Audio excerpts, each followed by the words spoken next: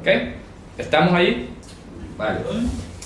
Entonces, partimos que el primer caballo dice aquí que el jinete salió y que se le dio una corona y un arco, y fíjense que el arco representó a todos los enemigos de los griegos, porque los expertos en la arquería eran los persas, ¿ya? Y representaba al enemigo de los griegos. Aquí vemos que se le da un arco y le fue dada una corona y salió venciendo. Quiere decir que Alejandro Magno efectivamente iba a derrotar y a capturar a sus enemigos los persas. Y así fue. ¿De acuerdo? Bien. Era un caballo pacífico, es un jinete pacífico, no hubo confrontación, tiempo de paz. Luego, como lo decía, en el segundo caballo, dice allí, en el versículo 3 dice: cuando él abrió el segundo sello, oía el segundo animal que decía, o el ser viviente que decía, ven y ve. Y salió otro caballo rojo, al que estaba sentado sobre él le fue dado poder para quitar la paz de la tierra, o sea, la que había sembrado el anterior. ¿Se dan cuenta? ¿Y qué tierra estamos hablando ahí? ¿El mundo entero o la tierra de Israel? La tierra de Israel. Porque ya en contexto viene hablando de la paz en Israel, no en el mundo entero. ¿Estamos claros? Porque en la época de Alejandro, él hizo guerra y destrucción y matanza con todo el planeta, con el mundo habitado. Él iba destruyendo y sometiendo a todo el que se metía. Solo con Israel hizo la paz. Entonces el caballo rojo que vino después, que es en el caso concreto aquí, los reyes de Siria, los Seleucidas, ¿de acuerdo? Son los que quitaron la paz de la tierra, o sea, de la tierra de Israel. Y así fue, efectivamente. Llega la época en la que Seleuco, ¿verdad? Antíoco Epífanes, que pronto estamos ahora a celebrar Hanukkah, tiene que ver con eso. Porque Alejandro Magno muere muy temprano, después de 10 años de reinado, aproximadamente, y lo heredan sus 4 generales, Ptolomeo en Egipto y los Seleucidas en Siria, que son los más importantes acá. Los Ptolomeos no hicieron guerra con Israel, se mantuvieron tranquilos. Tanto fue la armonía entre los Ptolomeos con los judíos, que hasta el rey Ptolomeo mandó a traducir la Septuaginta, ¿ya? Y la tuvo en la biblioteca de Alejandría y le mandó dádivas al sumo sacerdote. Eso era una amistad impresionante.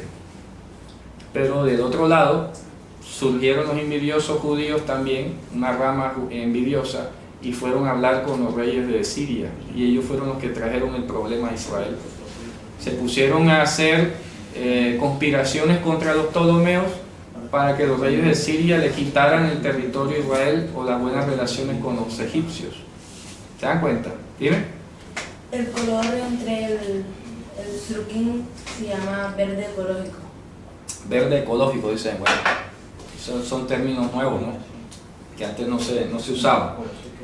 Entonces, estamos viendo que los Seleucidas traen la espada y quitan la paz de la tierra de Israel. ¿Ok? Los Seleucidas. Luego de los Seleucidas, ¿quiénes vinieron? Los Seleucidas estuvieron en Israel entre el año 275 y el 165, casi 100 años. ¿Ya? Donde hubo paz, ¿cierto? No, ahí no hubo paz con los Seleucidas, hubo guerra y matanza y todo. ¿Ya? Porque hubo la confrontación de perseguir a los fieles de la tierra, a obligarlos a que olvidaran el judaísmo, ¿se acuerdan?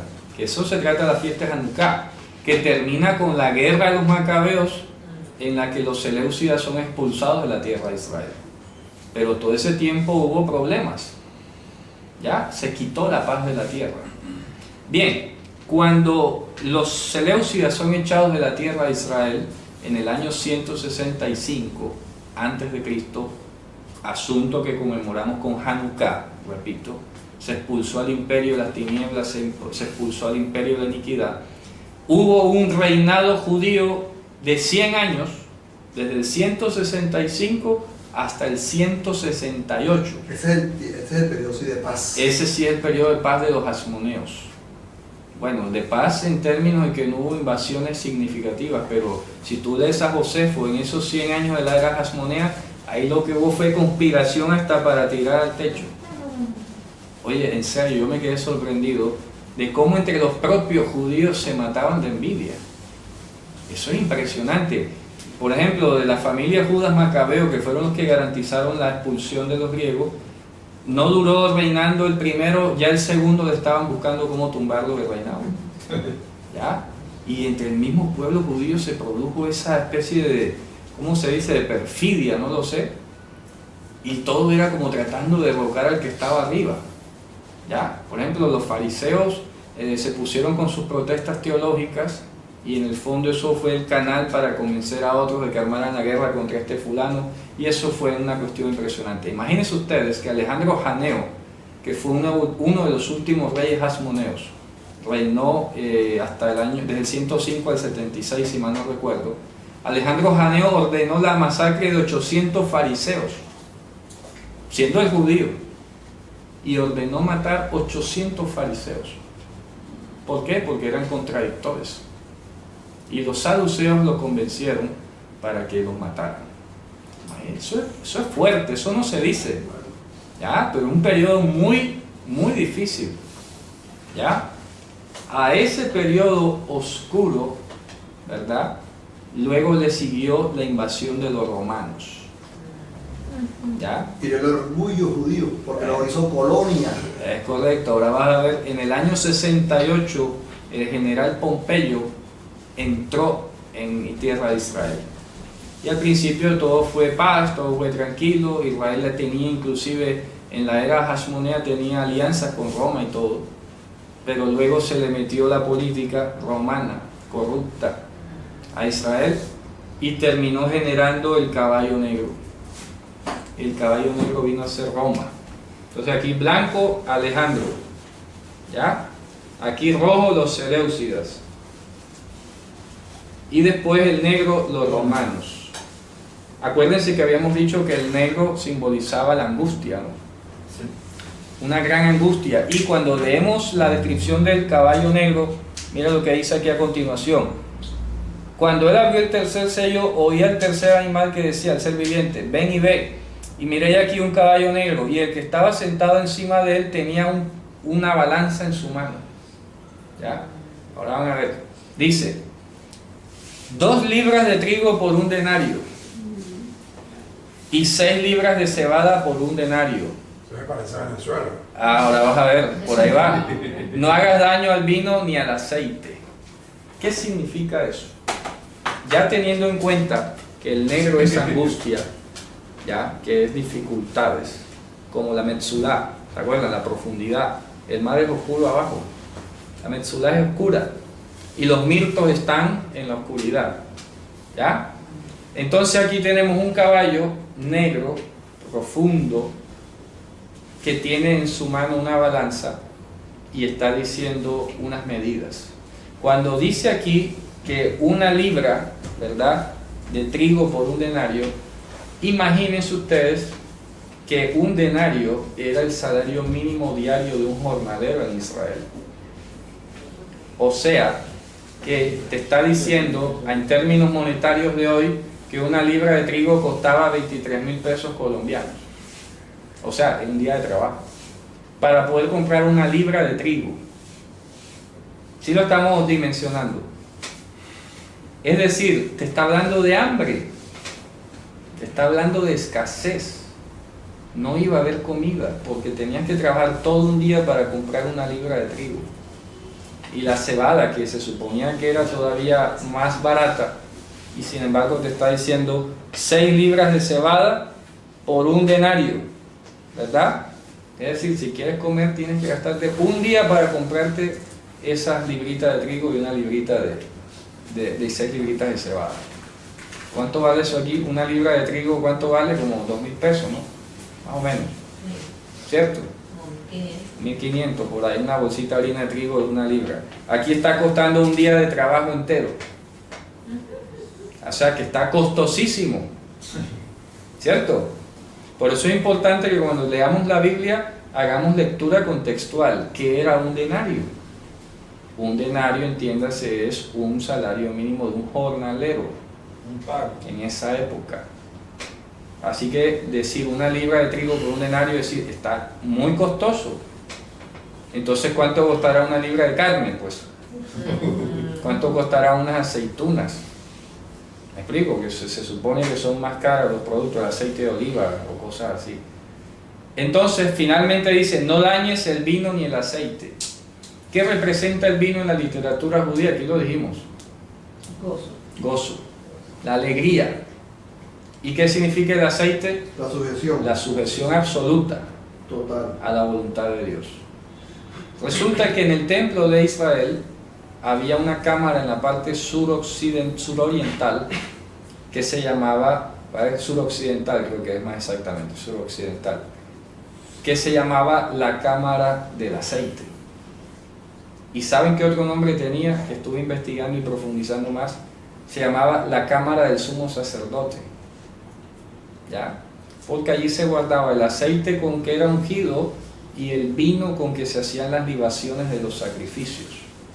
Y este tema de las libaciones es maravilloso. Imagínense ustedes lo que hay.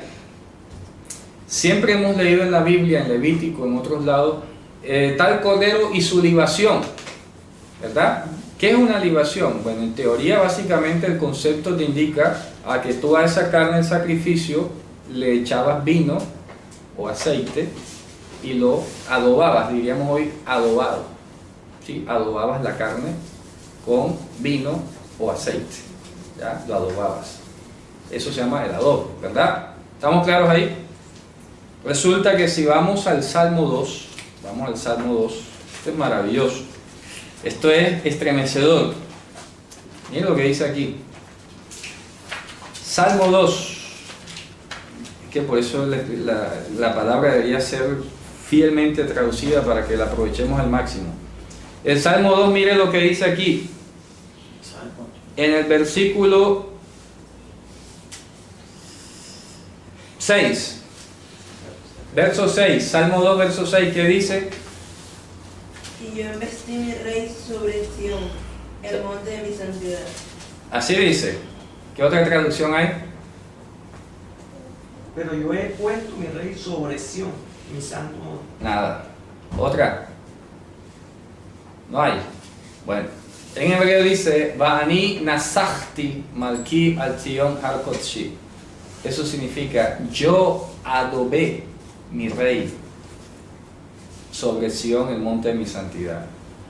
Está hablando de la libación del Mesías. ¿Ok?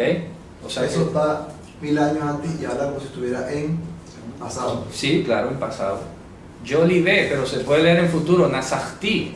Bani nasachti. No leas nasachti, sino nasachti, y ya queda en futuro. Sí, Yo libaré. sí, yo libaré. Y yo libaré a mi rey sobre Sión. O sea que todo está, ¿cómo lo lees? ¿Cómo lo lees? ¿Como un catal o un becatal?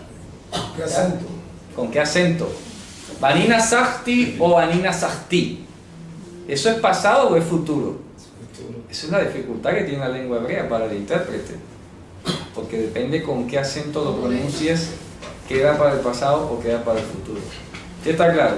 Sí. Entonces está diciendo que Dios a su rey lo iba a libar en el futuro, en Sión. Es decir, que lo estaba preparando para el sacrificio. ¿Ya? Y entonces la cámara del sumo sacerdote se llama la cámara del aceite, porque era donde se guardaban los dos elementos con que era libado todo sacrificio, aceite y vino. ¿Ya? Bien, impresionante. Entonces aquí está diciendo, no dañes ni el vino ni el aceite. Es decir, que va a haber escasez, va a haber hambruna en la tierra, va a haber lo que sea. Sin embargo, en medio de ese tiempo de angustia, no iba a faltar el sumo sacerdote, ni iba a faltar el sacrificio. Esto te está diciendo entonces que el sacrificio del Mesías se iba a realizar en tiempo de los romanos, en medio de cualquier angustia que pudieras imaginar, pero nunca iba a faltar. Y fíjese que había allí, que había hambruna en la tierra de Israel. El Evangelio lo dice, que la gente tenía hambre, que había mendigos. ¿Ya? Había mendigos en medio de Israel. Eso era inconcebible. Si la bendición de Yehudá era que iba a haber provisión, que iba a ser, como dice, si vamos a ahorita, volvemos a Génesis 49 del 11 al 12, ven la bendición que da Yehudá y habla de vino, habla de uvas y habla de leche. la tierra que fluye leche y miel. Bueno, ¿y dónde quedó eso? No pactaron. La, la abundancia de Yehudá se fue a las naciones. ¿Ya? ¿Por qué? Los romanos, con los impuestos, se tragaban todo el producto de Israel. ¿Qué? Y sin embargo, cuando hubiese tal escasez, no iba a faltar ni el vino ni el aceite. Figurativamente significa no va a faltar ni sacrificio ni sumo sacerdote. Ese es Mashiach, el que está hablando allí. Maravilloso, ¿ah? Impresionante. Pero cuando dice el aceite implica que ¿qué? La Si el sujeción. aceite es de sujeción. Por eso, la sujeción absoluta al Padre, porque todos los profetas, reyes y sacerdotes se unían con aceite. Y eso simbolizaba la sujeción y obediencia a los principios divinos. Pero ya en ese momento ya no había sacerdote, no había nada. Pero por eso te digo, que él como sumo sacerdote iba a ser ungido. Es que él lo dice el Salmo. Vanina Sachtim Alki. Yo voy a libar mi rey.